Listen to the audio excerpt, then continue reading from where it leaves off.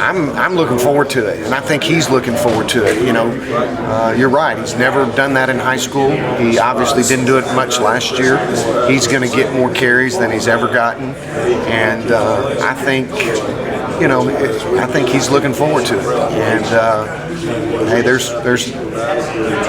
I'm really excited about his opportunity for him because I think he'll do well. Do you treat it differently? I mean, it's different human beings every time you coach him. It is.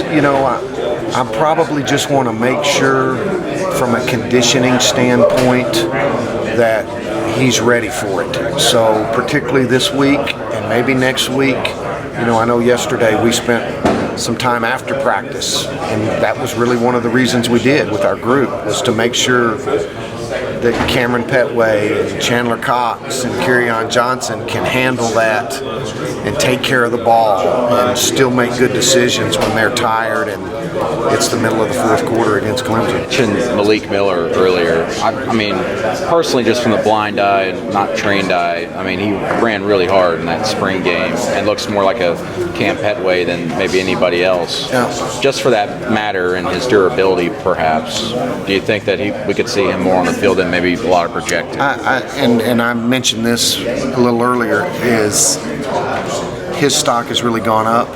He was a good freshman player in the spring, but I see a better player right now. He's a tremendous worker, and there were some things that he needed to improve. He needed to improve his speed, his quickness. He needed to stay healthy. He was a little dinged up during the spring, and so far he's been really impressive. He's got a great knowledge of the offense. He understands the offense completely, and even though he's a true freshman, I have no problems at all playing Malik Miller. He's going to be a good player, and I'm really pleased with how he's done so far this fall. It'll be good for him tomorrow. Obviously, we're going to scrimmage tomorrow. He'll get some reps. Cam Martin will get a lot of reps, and it'll be fun to see those guys and see how they do.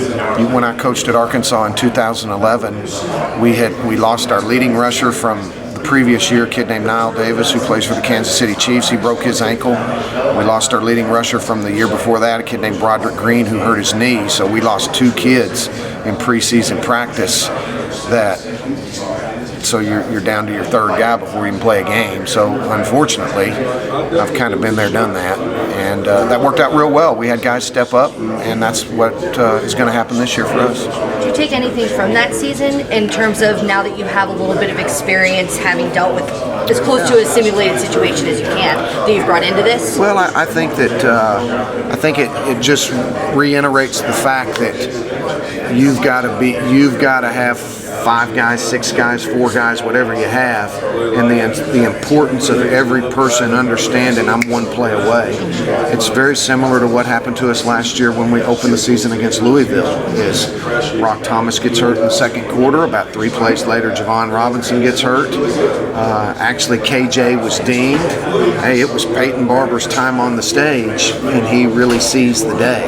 And so when you get the opportunity, just like my man Lou Gehrig did, you got to take advantage of it. How much of a nightmare would that be if you had a guy go down and then another Let's don't one go talk down? like that. We might have to put you or Phillip in, so that's real trouble. That ain't happening.